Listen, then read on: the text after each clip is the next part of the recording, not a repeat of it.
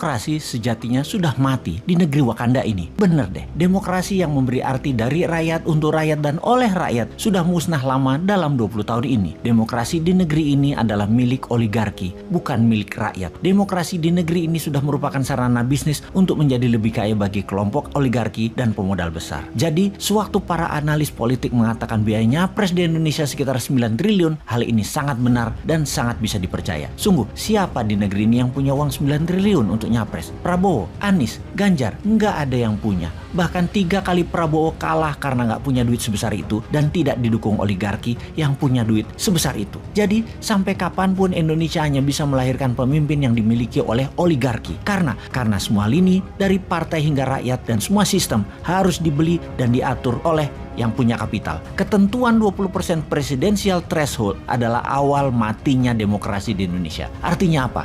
Untuk mencapai ketentuan 20% saja harus merangkul partai lain, dan untuk merangkul ini tidak cuma-cuma, harus bayar mahar. Setelah dapat threshold 20%, apakah sudah cukup? Ya, hanya cukup untuk mendaftar ke KPU saja. Perjalanan masih panjang fulus keluar setelah mendaftar dari KPU tersebut. Kita hitung berapa biaya itu. Bervariasi di partai kelas menengah dan atas, paling murah 1 triliun. Di kelas menengah partai minta antara 400 sampai 500 miliar. Plus ada tambahan beberapa kursi kementerian dan jabatan berpotensi menghasil cuan lain yang mereka minta. Bisa dibayangkan dari mana calon capres untuk bisa membiayai mahar partai kalau tidak mencari pemodal. Di sini, Indonesia akan selamanya dikungkung oleh oligarki jika ketentuan presidensial threshold tidak 0%.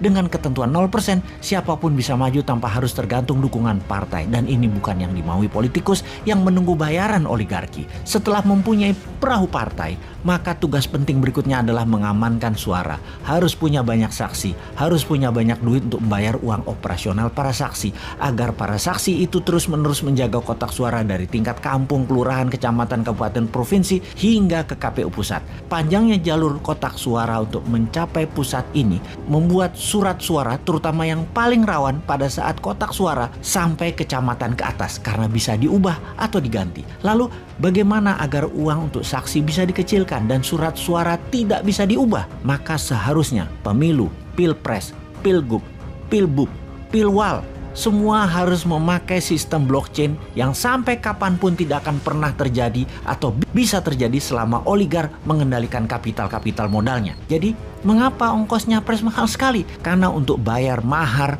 partai, baik partai yang akan jadi pelengkap persyaratan 20% dan juga kolaborasi partai pendukung. Kemudian pos kedua adalah membayar saksi. Pos ketiga yang juga perlu dana besar yaitu untuk sosialisasi dan memframing, seperti membayar pengamat untuk menggiring opini, membayar lembaga survei, membayar iklan terutama iklan TV, membayar konsultan politik, membayar buzzer, mencetak kaos dan berbagai atribut baliho, bendera dan lain sebagainya, serta biaya-biaya posko. Di pos berikutnya yang perlu dana besar untuk membeli suara rakyat adalah di pedesaan. Satu suara itu sekitar 30 sampai 100 ribu rupiah per kepala, dan ini ada bandarnya. Biasanya sang bandar akan menghitung suara di mana yang bisa dan mudah serta murah untuk mereka beli. Sekarang di tahun 2024, siapa capres yang punya 9T? Satu pun gak ada. Sekali lagi, yang punya duit triliunan itu hanya oligarki. Bayangkan, satu oligarki bisa modali antara 2 sampai 3 triliun selama nantinya kebijakan pemerintahannya akan menguntungkan mereka, yaitu balik modal plus laba. Ya bayar 9T itu. Bagi oligarki, biaya capres yang hanya 9 triliun itu kecil. Jadi, sungguh demokrasi sudah mati di Indonesia ini, yang dibikin oleh pejabat yang berkuasa dalam 20 tahun terakhir ini bersama oligarki. Juga, mulai sekarang kita bisa jelas melihat yang anti threshold 0%, mereka adalah yang anti demokrasi dan mereka adalah agen oligarki apapun alasan mulutnya mengatakan. Singkatnya, mereka antek oligarki. Kalau benar mau demokrasi menang, jadikan threshold 0%, pastikan blockchain sebagai hitungan alat suara, lalu menangkan New Mind di 2024 karena Bosman tidak akan terbeli oleh oligarki. New Mind itu apa sih? Pertanyaan ini muncul kebanyakan dari sahabat yang baru bergabung dengan channel Bosman. Istilah New Mind aslinya hanya pembedaan berbeda dari cara berpikir pejabat pemerintahan yang berkuasa dan politikus yang selama ini memainkan perannya di kancah nasional dalam 15 tahun terakhir. Orba sudahlah, dilupakan. Jangan pernah beri peluang Orba bangkit lagi. Itu usang. Pemikiran reformasi 1998 ternyata juga tidak membuat bangsa Indonesia menjadi negara superpower dalam 20 tahun ini. Dan politik parlementer saat ini hanya membuat politikus serta penguasa serta oligarki yang bermain yang menjadi kaya dan menjadi makmur. Rakyat kebetulan pinter muterin ekonomi di bawah. Ya, faktanya dari dulu rakyat memang autopilot. Semua ini tidak akan pernah membuat Indonesia berdaulat penuh. Tidak akan bisa membuat Indonesia menjadi negara superpower mengendalikan dunia. Tidak akan. Karena itulah berpikirnya politikus dan pejabatnya hanya membuat rakyat sekedar menyambung hidup, ada makanan di piring rakyat. Beda dengan New Mind. New Mind punya rencana besar, membuat Indonesia menjadi negara pemenang, bangsa yang disegani dan menjadi negara superpower. Menjadi negara superpower itu harus dilepas dari pemikiran pertama adalah hutang dari negara lain untuk kebutuhan rutin pemerintahan yang tidak produktif serta bergantung pada mata uang asing. Ini harus hilang. Jadi untuk sekian kalinya kita uraikan apa itu New Mind dalam Mardigu Nation. Mardigu Nation adalah cara bernegara New Mind. Kita jelaskan ada 3 wilayah cara ekonomi bernegara. Kita belah 4 cara melihatnya. Kiri adalah sosialis, kanan adalah kapitalis, atas dan bawah sekarang. Atas ada elitis, bawah akar rumput.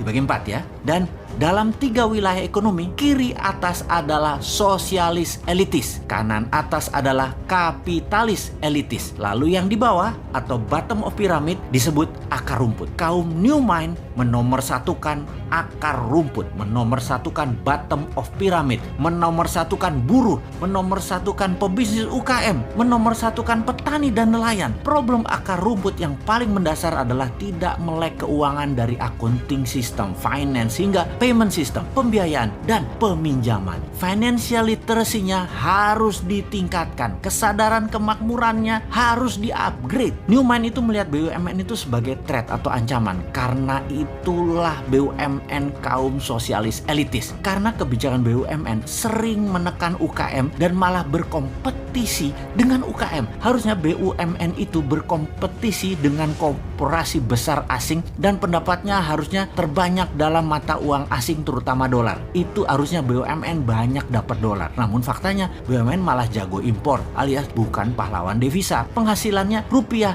dan memakan pasar UKM. Namun secara politik BUMN bisa dijadikan para penguasa sebagai cash mesin dalam tanda petik oleh penguasa dan alat tekan oposisi. Pemiskinan orang atau pengayaan kelompok tertentu bisa diatur demikian. Jadi ketika New Mind mendapatkan kepercayaan rakyat, BUMN dari 800 tinggal 20 kali. Yang kedua, terlihat New Mind itu anti oligarki atau kapitalis elitis kanan atas. Benar, saat ini sejak Orde Baru hingga sekarang oligarki berkuasa penuh. Bahkan pembiayaan seperti bank, uangnya terbanyak ke mereka. Untuk kaum kapitalis elitis, untuk para oligarki, dananya diambil dari akar rumput. Uangnya buat elitis, buat kanan atas, juga buat kiri atas. Sementara akar rumput kalau meminjam bunganya besar, harus ada jaminan. Jaminannya bisa 2 kali lipat dari nilai pinjaman. Lalu lama lagi keluarnya. Sistem old mind selama 7 presiden tidak membuat Indonesia menjadi negara superpower. Mana hasilnya? Bahkan minta 3 kali kesempatan berkuasa lagi. Mana hasilnya? Lalu yang herannya oposisi tidak juga jenius solusi ke depannya. Jadi baik incumbent, partai dan kelompok pendukung incumbent dan oposisi tidak akan menghasilkan Indonesia sebagai negara berdaulat. Kalau kayak gini melihatnya, semua mendem. Old mind tidak akan paham perang dagang, perang ekonomi, perang biologi yang sedang dimainkan globalis dan dimainkan oleh non-state aktor tersebut. Kemudian climate warfare yang akan dimainkan globalis selanjutnya. Mana ngerti sampean. Juga